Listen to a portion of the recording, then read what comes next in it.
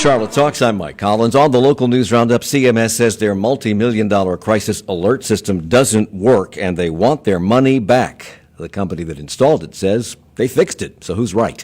The town of Matthews and CMS reconcile as Matthews promises not to pursue municipal charter schools. CMPD Chief Kerr Putney says he's got everything he needs to keep the peace and keep Charlotte safe during the Republican National Convention. And hot off his win in New Hampshire, Bernie Sanders heads to the Belk Theater here in Charlotte this afternoon. For supporters, it will be a love fest for Valentine's Day. Our roundtable of reporters is ready to detail those and other stories, and seated around this table are David Morax from WFAE News. Good morning to you. Good morning, Mike. Glenn Berkins is editor and publisher of QCityMetro.com. Welcome back. Good morning. Nick Oxner is chief investigative reporter for WBTV News. Hello there. Tried to think of a witty thing to say for Valentine's Day. I have nothing. Okay. And that's probably Good a night. good thing. Good night, Gracie. And Eric Spanberg is managing editor of the Charlotte Business Journal. Welcome back. Welcome back. You're all heart, Mike. I know I am. We're all on Facebook Live this morning, too, so there you go. In response to school shootings around the country, CMS announced the installation of a state-of-the-art security system a few months ago. They invested over $1 million. But a month ago, Superintendent Ernest Winston announced that it didn't work, and he gave the company that installed it 30 days to make it work. That deadline arrived on Monday. And the verdict? We still do not have a system that is reliable and delivers what was promised. That's School Board Superintendent Ernest Winston. The school system wants their money back, but the company that developed it and installed it, Centegix, out of Atlanta, disagrees with Mr. Winston's assessment. What are they saying? Well, it's really been a beautiful game of dueling press releases this week. Oh. Because Long press releases. Long press releases. And you remember on Tuesday afternoon, the Atlanta company puts out the release that says everything's good, all systems go, we have fixed everything. And then, of course, the clip you just played was delivered by Ernest Winston just a couple of hours later. And then Wednesday, the firm followed up again and said that this was a politically motivated decision, that there is no problem here, and that the CMS system has gotten exactly what they asked for. So let's talk about all this. They say, the company says, all 26 of the contracted high schools completed quality assurance testing, met all of the agreed upon success criteria, and are ready for teacher training and deployment. You know, if this wasn't $1 million dispute, I think we might be tempted to laugh at it. You know, you didn't do it. Yes, I did. No, you didn't. Well, how can there be disagreement? It either works or it doesn't. Well, it's interesting, and as Eric mentioned, this has played out in public with the dueling press releases. We might suspect that there's something going on behind the scenes, but we also learned this week that Ernest Winston did not contact the company before he made his public statement about it, and that, I guess, has forced the company to come back with its press release about it.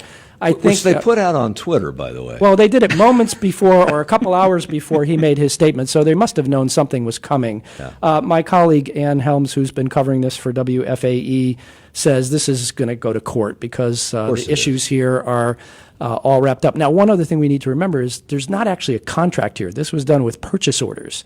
And Who made that decision, David?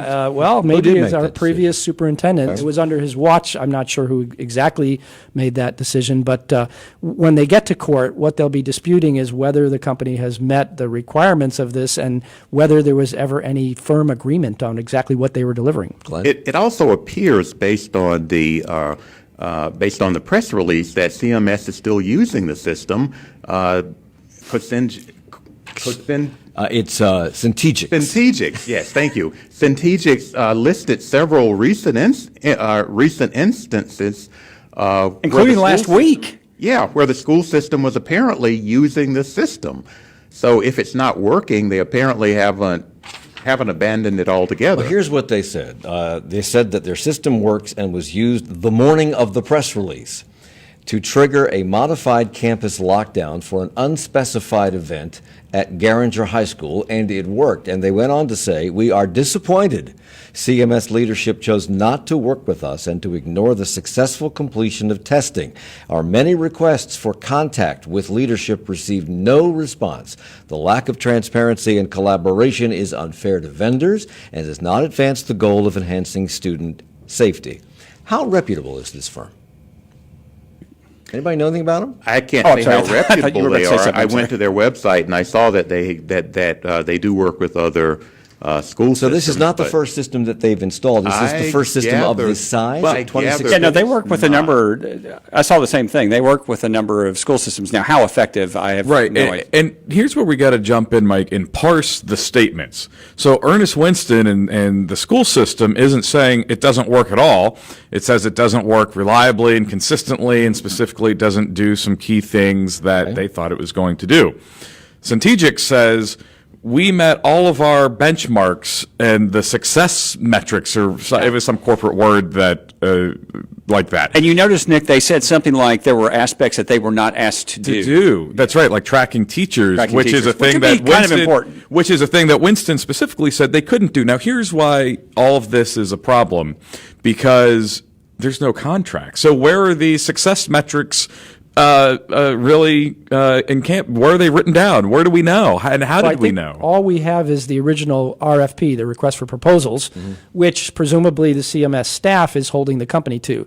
You mentioned about tracking teachers. That apparently was not in the RFP, according to Centegic. So that's one of those things that'll get haggled in court. Well, let's not forget, just real quick, Nick, let's not forget that when Ernest Winston was appointed as the superintendent, he did go out to the public and tout this system. Remember, CMS has touted this system again and again while they know it is not working, or while they say it is not working. And so again, the company in its second statement in response to the contract being canceled has said, look, all of the team at CMS that we're working with on a daily basis agrees that we have met our benchmarks here, and almost says that the people they talk to that are employed by CMS on a daily basis disagrees with what the superintendent is saying. In a statement, I think they sent it to us here at WFAE, the company detailed, they detailed the terms that they're claiming to work with CMS and the project team on testing, saying that the testing team at CMS repeatedly received feedback, the company repeatedly received feedback from CMS personnel, and that the solution was consistently performing as promised. And that CMS leadership agrees that the core function is, quote, flawless. I mean, this is something that I guess a judge does have to say. Well, and this is the problem with fake transparency. There's no transparency about any of this, because if we had actual transparency, we'd see documents and testing results. There would be a contract. Right, there would be a contract. how does that happen, The right? company's making a lot of claims in a statement, but not releasing anything. Of course, they're not obligated to do anything because they're a private company. CMS is making claims. They are subject to the Public Records Act, and yet we've seen no public records. And the school board, we all know, has a history of saying one thing and doing another, or saying one thing and another thing being actually the truth. And so who's the most reputable person here? I think the award goes to no one. We'll talk about the allegation on the part of the company that this is all politically motivated. What could that mean? Well, I assume, and this is just a hunch because we don't know, I assume that it's some of what Nick is saying, which is that there is this idea that the leadership is against them, but the people that are in the trenches dealing with them day to day like what they're seeing. I think that is what the company is getting at. I don't think that's politics to me. I think that line is a little baffling. Yeah. I mean, that's the best I can come up with. So we for an spent explanation. $1.1 million on this, so they're due to pay the company an additional $600,000 upon satisfaction of that it works. Clearly, we're not going to pay that $600,000, and they want to get the $1.1 million back. Do we know how they intend to do that, Glenn? Ernest Winston has not said how they will do that. So, and I can tell you it's probably going to involve a court of law. I don't think he knows how he's going to get it back. I Again- think his case might be a little stronger, as I said earlier, if they weren't actually still using the system. Well, and if there were a contract, right? A contract would have a clawback mechanism. So, while this goes on in court, and it will go on in court, and it will go on in court for a long time. By the way, will they spend more or less than $1.1 million to resolve this? The other question is, if it doesn't work, are they going to put another system in the interim while we wait for the court case to be decided? That's a very We good don't know. question. We don't know about the interim. The superintendent, Ernest Winston, did say that they would continue to look at technology as it is developed, but he didn't put a time frame on it. You know what's going on there is like it's the disaster du jour over at CMS. The ongoing saga of troubles, it continues with this. Last week we find out that CMS has decided to scale back the size of new high schools that it promised to build in the 2017 $1 billion bond campaign. No one seemed to be aware that those decisions had been made. Half of the money had been earmarked for new high schools with 125 classrooms each. Someone at CMS decided we don't need those. We only need 100 classrooms each because there are new growth patterns. Okay. So this week, CMS formally asked Mecklenburg County Commissioners for more money to complete these scaled back school construction projects. Why do you need more for less? I don't think we've gotten a good answer on that, right? Yeah, first of all, we don't know exactly how much more they need. They haven't said that yet. Why not?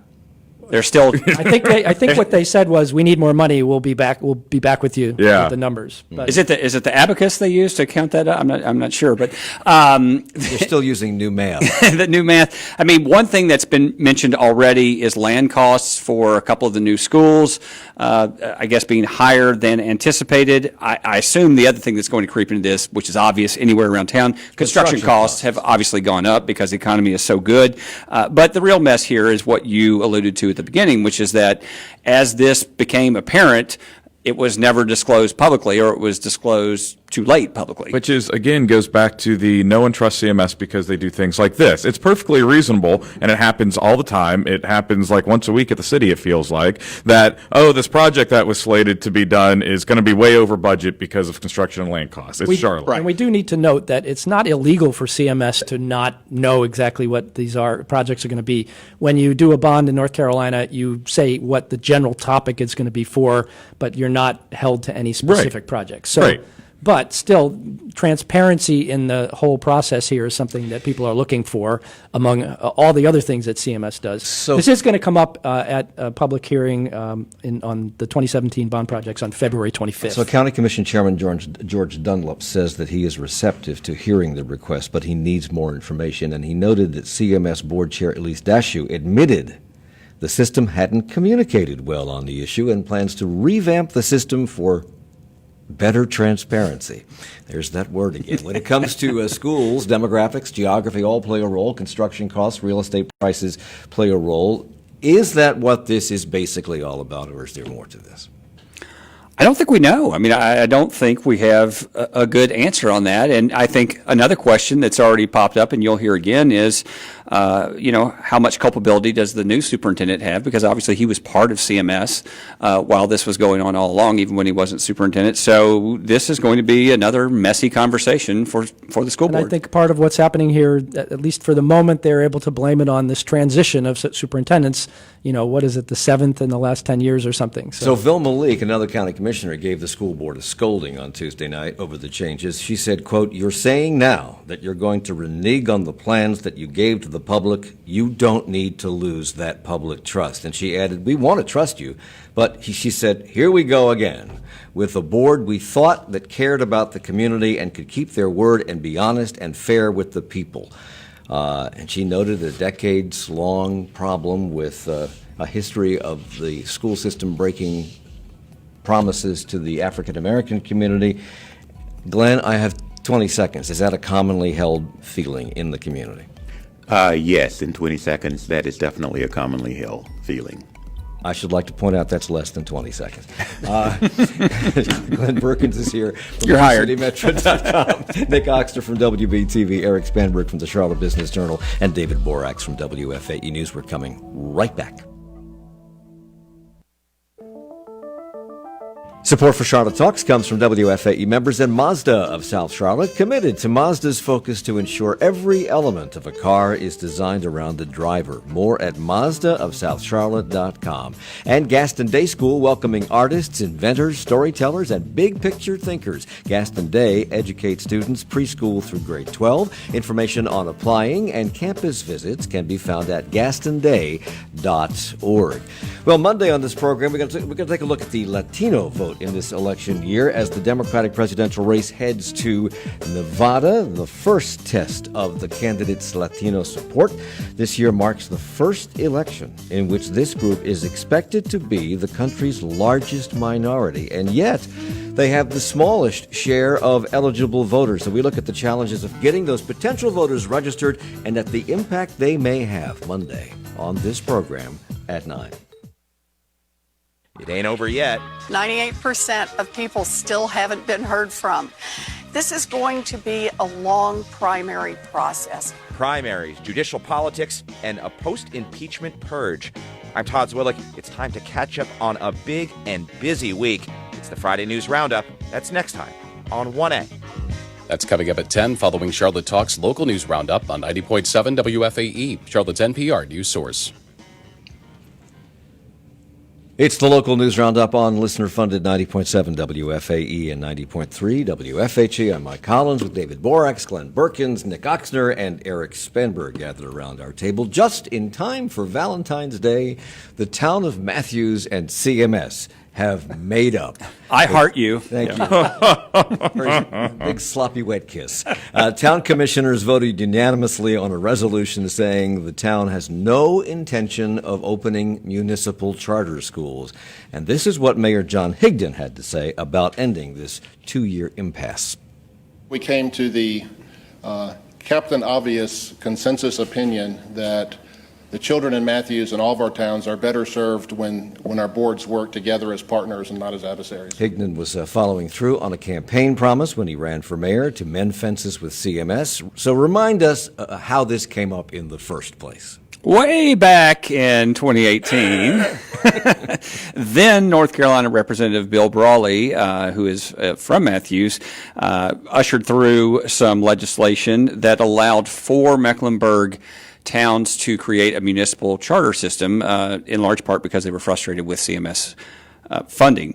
And so what's happened since then is you first had Cornelius in the fall have a similar, hey, we love you, let's all be friends, so that they could avoid a CMS backlash that would have delayed funding to those 4 towns if they started to build municipal charters. Because the legislature, Bill Brawley, passed this bill through the legislature that allowed Matthews and Cornelius and Huntersville and was it Davidson? Mint Hill. Mint Hill to build their own, to start their own municipal charter schools. Right. Several of these communities opted almost from the get-go not to do that. And Matthews, there was a contentious little meeting with the school board, and Matthews, about a year and a half ago, that essentially said, okay, you want to build your own schools? Then we're not going to build anything else here. We won't bother funding you for a very, very long time. And as you said at the start of this, Mike, it really hinges on the mayoral election because the previous mayor, Paul Bailey, who was a member of the school board at one point. Yes, was very much in favor of municipal charters. And so when he lost, and the race was basically about this issue, you could see what was coming, and that's exactly what transpired this week. And another thing. Go ahead. And another thing that happened is that Bill Brawley lost his legislative seat Yes. in the 2018 election to Rachel Hunt. So he's out of the picture. So now but real quick, a lot of talk about him running again, so that could change things up as well. You see, your vote does matter. Sorry, go ahead, David. Votes have consequences. So what does Matthews get from the reunification with CMS? What do they get? Well, I think, they're not frozen out, I guess, for lack of a better term, is, you're back in the mix for projects. And I think what they realized was that if they didn't do this, they were going to have a really difficult time. Go ahead. I just wanted to say that Mint Hill has never really spoken loudly about the desire to do this, so they're not really in the picture on this. Mm-hmm. This leaves Huntersville alone pursuing this option, and they've had a committee that's been meeting to look into it. How much would it cost? How would we do it? And how would it work? And as far as we know, they have shown none of the same willingness to meet up again with CMS. Will we know about it, or would CMS be keeping that close to the vest?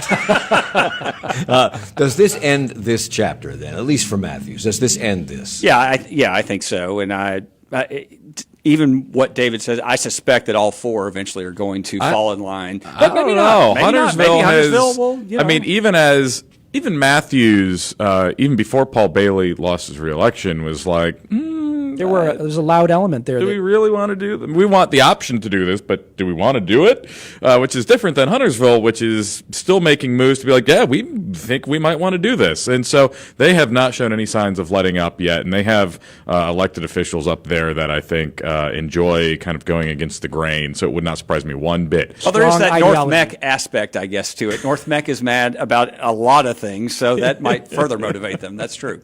Good point. Okay, we're 6 months away from the arrival of the Republican National Convention, which is in mid-August. Chief Kerr Putney, who was the chief here in 2012 when the Democratic National Convention was here, feels confident that he has things under control and he won't be asking for a new crowd control ordinance. When the DNC was here, there was one. I think he asked for one. He got one. Wasn't he deputy? Wasn't Monroe still chief in 2012? Maybe. I think so, yeah. The But he was here. He's very much part of But it. they had the Extraordinary Events Ordinance, which was applied to that event and many other events. You couldn't carry backpacks. You couldn't do this. You couldn't do that. That was later repealed. So why doesn't he feel that he needs this extra tool for what could be a contentious event? Don't Oh, everybody I get talk the, at once. yeah. I mean, basically what he said the other night is that they feel like they have plenty of experience from 2012 to do this without that ordinance in place. And also he was talking a lot about the security perimeter and how it will be similar to 2012. So it just sounded like they didn't really see the need to do this again because they had so many other elements in place. I'm not sure we know enough to know exactly why he decided against it, because certain parts of the old ordinance did make sense for extraordinary events. Certain things you could not carry, chains, and there were some other things that I kind of questioned. I think umbrellas were in there, and Couldn't wear masks. yes, couldn't wear masks. But if you think about the experience this city has had now dealing with riots and protests in the time since the 2012 DNC, the police department has learned a lot, I have to imagine, has experienced a lot. And if you recall back to the riot following the Keith Lamont Scott shooting, CMPD did a pretty good job of the officers controlling themselves, and except for one night, more or less controlling the crowd. And maybe they realized from situations like that maybe we don't need these other tools, which amount in some ways on some restrictions on civil liberties. And remember, they were the ones who came to the council and said we should repeal this. I think, and that was part of an effort to improve their standing with the community. I mean, this ordinance was a really sticking point with a lot of people. And do we need this? I mean, remember after the Keith Scott shooting, the ordinance was still in effect, and there were people who were arrested for wearing masks or whatever. I remember the Sunday after that protests out at the stadium, there were a bunch of people arrested. All those charges were dropped, so that didn't really have any lasting effect there. And I think that CMPD believes they can do it with what they have in their pocket right now. I think one of the problems with the old ordinance is that it was supposed to be for extraordinary events, but it ended up being for very ordinary. It was almost events. every day. Yeah, that happened quite often. I actually do see this convention as being something extraordinary.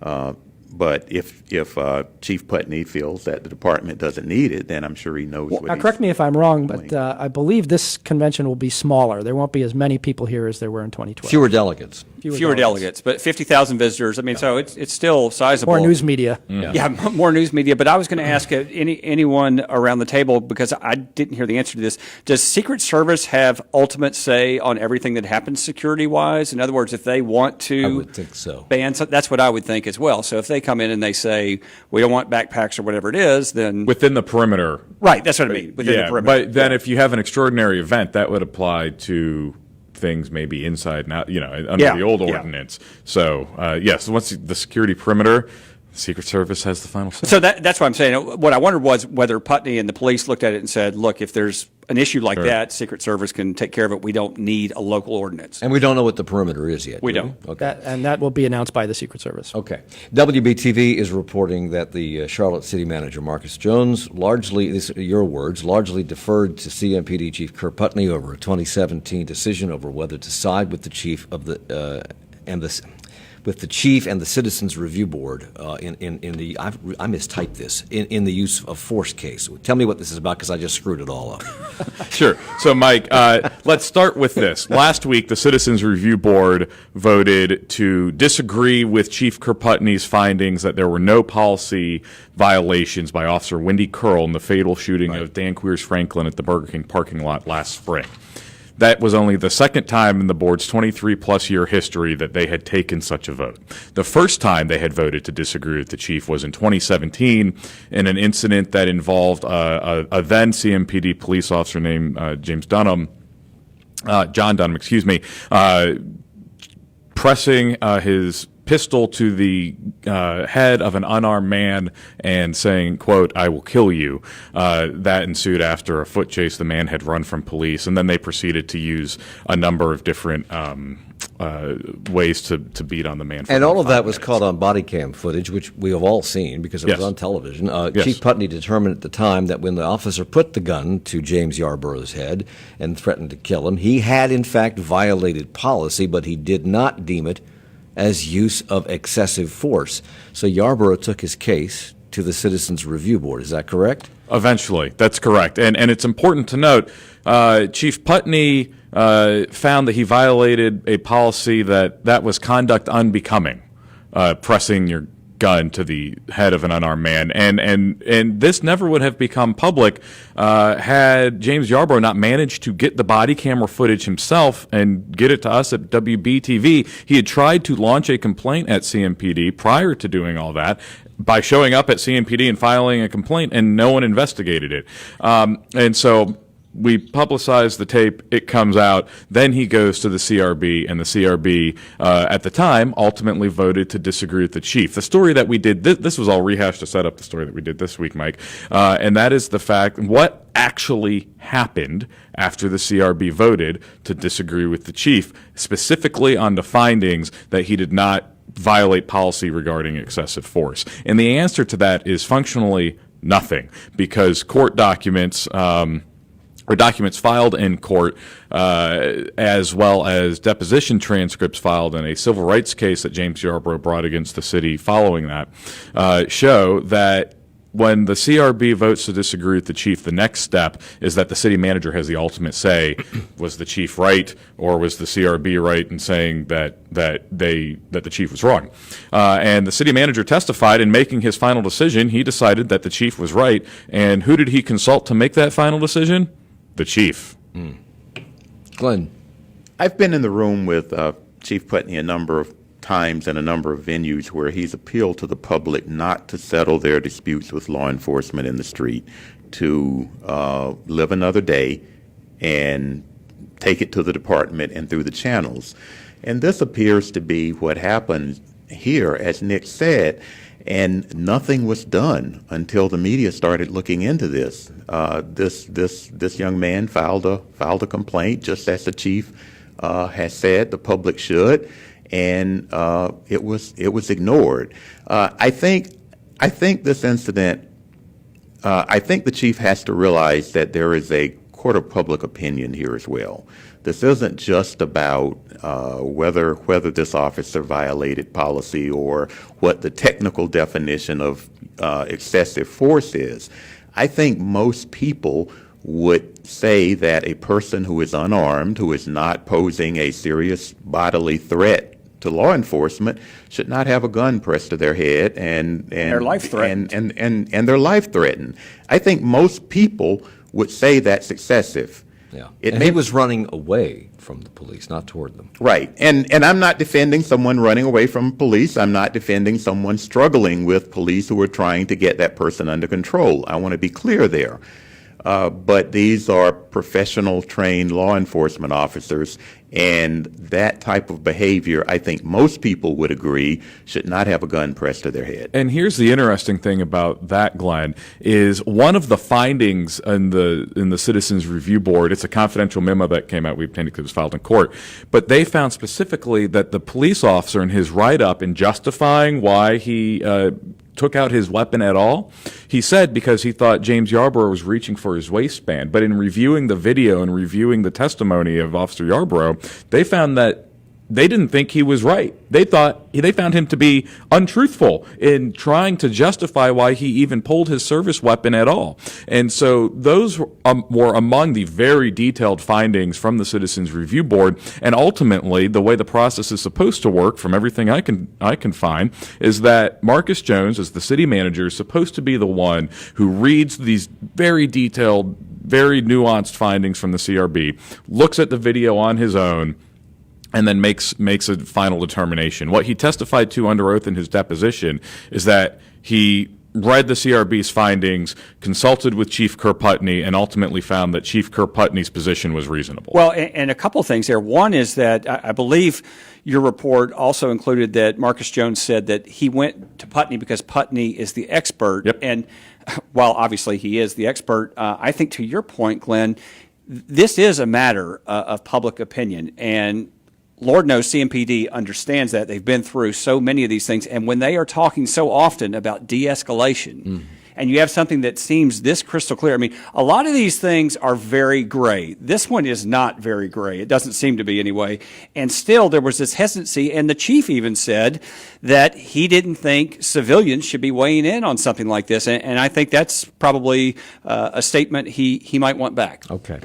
David, you reported this week that all but one tenant has now moved out of the rundown Lake Arbor apartments in West Charlotte, and that a legal battle in a class action suit between the tenants and the New York company that owns it is going on. But now the entire complex is up for sale. What are the implications of that? Right. So before the owners decided last summer to tell the tenants that they had to be out so that they could renovate the complex, some tenants had filed suit against the owners because they said that they were collecting illegal rent and fees at a time when their apartments were not passing safety and health inspections. And so that is illegal in North Carolina to do that. They want their money back. This lawsuit has been in court. There have been lots of depositions and discussions about it. It turns out that all during this time, the owners were trying to sell the complex to another investment company for $16 million. And the lawyers for the tenants got wind of this recently, and they went to the court here in Mecklenburg County and said, can we get a legal attachment of the bank accounts and the property so that we can be sure there will be money to pay these claims if the tenants win. So Judge Lisa Bell a couple of weeks ago agreed, and she put a $1.3 million, basically a lien on the property, which says if anybody tries to buy this, they will be liable for this judgment if it works out that way. So that's where we are with that. There's only one tenant left living in the complex. It's somebody who's had trouble finding housing, and I talked to the lawyer for the owners, and he said they are trying to work with that person. The owners will not comment on either the lawsuit or the possible sale, but it looks like that is probably going to happen.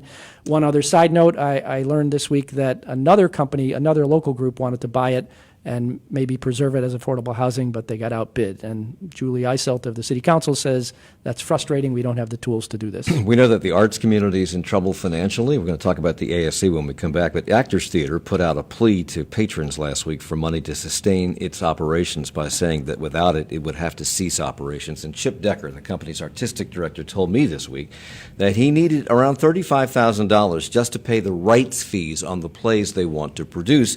And they couldn't do that without replenishing their reserve fees. So almost immediately after that plea went out for help, they got $72,000, which is about half of what they need. They are not in the red. They are in the black, and they intend to stay that way. They'll fold before they go into the red, he said.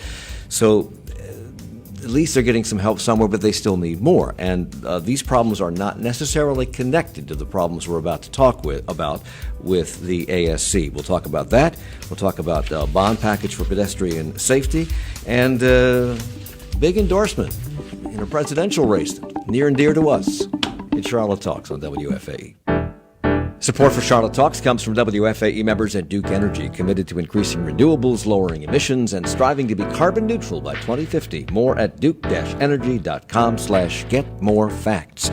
And the Whitewater Center, providing year-round opportunities and access to the active outdoor lifestyle, now including ice skating and lights. More at usnwc.org. New Hampshire weighs in on the Democratic presidential race. The Trump Justice Department stirs up turmoil within the ranks of prosecutors. The president's budget proposal calls for huge cuts to social safety nets and foreign aid. Just some of the things they'll be talking about as the national roundup begins in 20 minutes at 10 o'clock on 1A. Meanwhile, Charlotte Talks is headed back to Rock Hill in just 2 short weeks. We'll be doing the news roundup at the Amelie's in downtown Rock Hill, February 28th, on the eve of the South Carolina primary, so make plans to join us. Our roundup continues in 30 seconds. It's your world. We help you explore it. What happens to Central American migrants when the United States sends them back? A new Human Rights Watch report. It's your community. We help you understand it. CMS board members and staff say they'll be among only a handful of districts nationwide to create an oversight office with such sweeping powers. WFAE's Morning Edition is an essential way to start your day and stay connected to your world.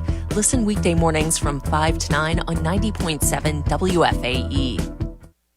It's Charlotte Talks on WFAE and WFHE. I'm Mike Collins. It's the local news roundup. That's why David Borax is here from WFAE News, Nick Oxner from WBTV News, Eric Spanberg, managing editor of the Charlotte Business Journal, and Glenn Berkins, editor-publisher of QCityMetro.com. 3 months after Mecklenburg County voters rejected a sales tax increase for the arts, parks, and education, pushed by the Arts and Science Council, that group's president, Jeep Bryant, went to the county commission to ask for a $5 million increase in their annual funding allotment.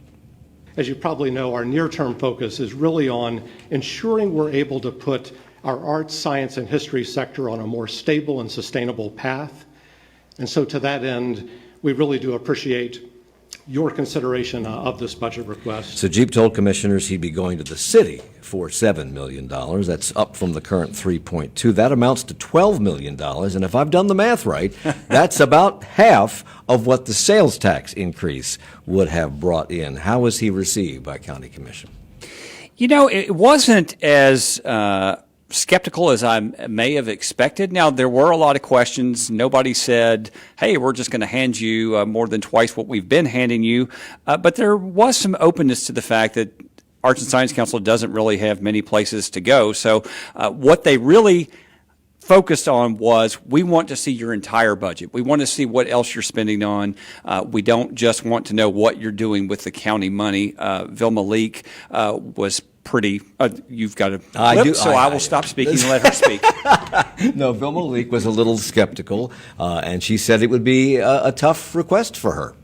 I'm concerned about the amount of money you're asking for when the county said no to the bonds, the process for the citizens to vote for it. They said no. Did they say no to more money for the arts, or did they say no because of all of the mitigating factors that we've talked about ad nauseum on this program? The fact that the bond referendum was worded very opaquely, that there was no guarantee that the money would continue to be used for the way it was intended, and that there was no mechanism to administer the doling out of the money at the time that the bond was written. I think this is one where it's in the eye of the beholder. Of course, ASC and members of the county commission said, oh, no, everybody loves the arts and they want to give the arts more money. It's just, this was a sloppy bond campaign. They didn't say that way, but, voters just didn't want to raise taxes. But clearly, this is being presented as, we know you want to support arts, so we're just going to give you another way to try and do it. Now, whether they will actually do it and how City Council will receive this request. I mean, when he sort of dropped that bomb in the middle of the meeting that, I'm going to ask for $7 million from the city, we haven't heard much from the city. The mayor did tell me a week or two ago that they want to try and help the arts community, but what does that mean? And also, Mike, I have to mention this. They also have said they need more money from the private sector. There was no mention of any specifics of, okay, we're getting $3 million now, we'd like to get 6 or 7 or whatever. There was no mention of that. So in a business community that's this healthy, that number is very relevant. And if I were a member of the city council or county commission, I'd be asking, why haven't you been able to raise this money privately yourself? I mean, and it seems from an organization that has been in the community this long and has been fundraising this long, how do you feels like kind of suddenly end up in the emergency zone, right? I mean, for the last year, they've been screaming how dire in need of money they are. But it wonders why their only real answer has been turning to government and taxpayers. And there's been a real change in the ASC's model. I mean, remember, going back a decade, it used to be that there would be workplace giving campaigns, and you could give to the ASC with a deduction out of your paycheck every week. And that helped them build up their coffers, and they were very successful for a long time. And then for a variety of reasons, recession, concern about workplace giving campaigns, especially around other organizations that had basically corruption at the top and all of that, people became less willing to do that. The United Way scandal obviously was a big exactly part of that. here in Charlotte. Plus, there isn't the kind of corporate mandate. There used in 1985 when I came here, there was a corporate mandate. You will give. Yes. You got locked in a room with a card that had a number on it. Yeah. So when you said that they want to know how they're spending their money, I know Vilma Leak asked Jeep Bryant what his salary was, and he told her, and that they're cutting staff by 15%, but they still have 31 people. I don't know what they make. Yeah. Is that what they want to know? Yeah, that was interesting. Jeep Bryant said that they had cut 4 positions, gone from 35 to 31 right after the vote, and that by removing those 4 positions, they had lowered their payroll by 15%. So obviously these were high-level jobs. But Vilma Leak was asking, and other commissioners asked too, but Vilma Leak really hammered this point about wanting to know not only what people were making, but the diversity of the staff. She's talked a lot about having access in low-income areas to the arts, but she's also talking about the diversity of the staff itself. Well, she feels that they haven't really done what they promised they were going to do and do outreach into those communities. You're shaking your head, Glenn. Well, they are doing outreach into those communities. There's a survey out there now that where they're trying to get public input into what residents want, what they value, what they think the ASC should be investing its money in. And I've talked with ASC leaders, and they very, very much want to know what members of the African American community want, and they're making extraordinary efforts to get that information to reach those communities. By the way, Jeep Bryant will be on this program with members of the arts community on Wednesday for a deeper discussion of this. Sustain Charlotte wants $50 million from a proposed $197 million bond package to be dedicated to walking and cycling safety and expanded lanes and paths around town. This will be on the November ballot, I believe. It's the fourth and final piece of an 8-year, $785 million capital program for economic development. And Shannon Binns, who is the organization's founder, Sustain Charlotte's founder and the executive director, has been lobbying the city. What has to happen for the city to agree to this? Very quickly. Well, the city manager, in essence, and the staff will decide what the priorities are, and they can shuffle projects in there, and if they decide to do this, then it will appear on the ballot. So will this be different from the arts proposal on the ballot last November was for arts, parks, and education? Will this be different because it will not involve a tax increase? Will not involve a tax increase. No, this is funding projects with bonds. Okay. You're reporting, Nick, this week that a district judge in Mecklenburg County has taken years to enter orders in dozens of cases, which have left families in limbo, because this is all family court cases, divorce cases, alimony, child support, etc. And years have gone by without, her ruling on these? That's correct. Our story looked at the outstanding orders in front of Judge Aretha Blake, a district court judge, and we reported that there were 52 cases that had been pending since 2017, since 2017 without orders. We talked with a woman on our story who we didn't identify, who'd been waiting on a child support order to help raise her 3 children and hadn't had a child support order of any kind since 2017, and as a result hadn't been getting the support she needed to help raise her family. So why is this happening, or not happening, as the case may be? Well, because Judge Blake's not entering the orders. And why? We tried to ask her. She didn't answer our questions. You also looked at her time card. Essentially, the judges have to punch in and punch out at the courthouse. Is that right? Well, we looked at swipe records. You have to badge in and badge out to get the securities to the parking lot deck. And the swipe records don't tell a full story. We never meant to imply they do. However, if you have such a backlog of cases, it's important to look at how much time you're spending at the office. And the answer is less than, or roughly just more than half the amount of time than if she had been at the office 40 hours a week. So she's not faced any discipline for this from the court system. So where does this go from here? The only mechanism for oversight and discipline for judges in North Carolina is a body called the Judicial Standards Commission. By law, that commission operates in total secret and can discipline people in total secret, can also discipline people publicly. It's a slow process. There have been 2 Mecklenburg County District Court judges in kind of recent history that have been disciplined for taking a year or more to rule in one family court case, let alone 52 family court cases, and so we will see what, if anything, happens. That kind of goes to the question that I had for you, Nick. Is this an isolated thing, or do we know how she compares to her colleagues at the court? Sure, and I've not sat down and done a case-by-case study, but every person that I've talked to at the courthouse and in the family law system says there is no other judge that has a backlog of 52 cases. The typical turnaround for an order is 1 to 3 months. Okay, Iowa and New Hampshire have resulted in some surprises for Democrats, but especially for former Vice President Joe Biden, who had a miserable showing in both states before the polls had closed in New Hampshire. This week, Biden was already on a plane to South Carolina to rally the troops there. You know, I hope you love me as much as I love you guys. Do I detect just a hint of desperation? That's unfair to the word hint. We spent an hour yesterday at Winthrop University talking about the February 29th South Carolina primary, and the name that kept emerging there was that of Tom Steyer. Could he be surprising us all in South Carolina in a couple of weeks? You don't know. I'm just asking you to speculate. Well, yeah, look, he has actually spent, and this came out of first time a couple weeks ago when polling came and Steyer was, in second place at the time? And people said, whoa, where'd that come from? Because he's been... TV ads. Yeah, right. Well, that's exactly right? He has a lot of money. He can run TV ads. And he's been focusing on South Carolina. And from all the reporting that you see from people on the ground in South Carolina, it's that his message, backed by a lot of money, is actually kind of resonating. You're saying a billionaire could go out and spend a lot of his own money on ads and just start rising in the poll? Well, I don't know, but Michael Bloomberg thinks so. New York Mayor Michael Bloomberg, he's not paying much attention to South Carolina, but he is paying attention to North Carolina. Well, he's been to Gainesboro. He has a 17,000 square foot headquarters here in Charlotte. But funny you should mention Gainesboro, because here he is speaking in Gainesboro.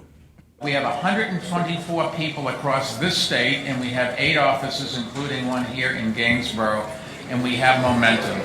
But we're going to pull this country together, and I'm not going to miss one state, small or big, east, west, north, south, whatever. Whatever. Whatever flyover state I'm in, I would love to have your delegates. The crowd sounded a little puzzled about Gainesboro. He was in Greensboro when he made that statement. He is spending a personal fortune on this race, and he's racking up some interesting endorsements. Former Governor Bev Perdue has endorsed him and will co-chair his state campaign along with Hugh McCall. She said, quote, "I wanted somebody who's a doer, who is an adult in the room, who can fix things. I think he's the only candidate in the race to have the potential to bring independents and Republicans along with him." He has also received the endorsement of Charlotte Mayor Vi Lyles. Mayor Bloomberg brings in that experience of having managed a large organization that's very urban, and at the same time, and since leaving office, he has addressed national issues like climate change. She's the latest mayor to endorse him. Columbia Mayor Stephen Benjamin, who co-chairs his national campaign, has endorsed him. And Charlotte City Councilman James Mitchell is the state director of his campaign. How important is this all? What is this saying? What's happening here? Is this mainline Democrats saying it's not going to be Bernie and it's not going to be this mayor of a small town? It's going to be somebody who can beat Donald Trump? With the exception of Beverly Perdue and Hugh McCall, most the people you named are African American. Mm-hmm. If you're in the Democratic Party, you don't get the nomination without the support of African Americans. So I think one of the things you're seeing is that he is making that appeal through some very high-level endorsements. You have, as you mentioned, the mayor of Charlotte, the mayor of Columbia, James Mitchell working with him here in Charlotte. I think it's a recognition that that the African American community is essential to whoever gets that nomination. Well, and particularly for this candidate, when you look at Stop at Frisk and all the racial baggage that comes with him, and Mike, I'm not trying to get in your way, but I bet you're going to read something that was on Twitter last night. Well, he's not. They're not all African Americans are in favor. Vi Lyle's daughter responding on Twitter last night. She says, "I have no words to describe how devastatingly disappointed I am in every Democratic mayor who has endorsed Michael Bloomberg, particularly the black ones, and especially the ones closest to me. We don't win, change the status quo, build any collective power of divested communities under attack by being easily seduced by the power of another billionaire who uses racist policies to oppress and profit. If you're black, Latino, LGBTQ, Muslim, drowning in college debt, worried about being displaced from your community, without quality, affordable health care, or have been the victim of state violence, and you voted for someone who isn't standing up for you, I'm sorry." That's Vi Lyle's daughter. So, and going back to Glenn's point, what we're about to have here is a titanic clash in the Democratic Party about which way it goes next. Well, I asked a Democratic strategist who was on the panel at Winthrop University, the very last question in the show, is there going to be a contested convention? You bet. There is going to be one. It should be fun. I was going to say, The other Milwaukee? the other endorsement we left out is Elma Adams. She also came out, another African-American politician who is supporting. I mean, it really is pragmatism versus idealism, and that's what we're getting into. So Bernie is on the coming way. here. Bernie's coming here today at 3 o'clock to speak at the Belk. We don't have time to talk about the McClatchy bankruptcy declaration. How does that affect the Observer? Does it? In the short term, they're promising no changes, but it's hard to see that a hedge fund would not have different idea about who needs to be in a newsroom. I'm a future pensioner, so I'm Yes, reading every word. It does affect the pension. Well, that's what this is really about. How can they shed that enormous pension obligation? I want to remind everybody that this weekend marks Riverboat Ron's yard sale, and it's all for a good cause. You get to meet him. It's 12 to 3 at the Tubing Avenue location of the Humane Society. And I don't get to tell you that we live in one of the best places in the country to live in. We'll do that. We'll save that for just next another week. listicle. That's right. David Borax, Glenn Burkins, Nick Oxner, Eric Spanberg, thank you all for the hour.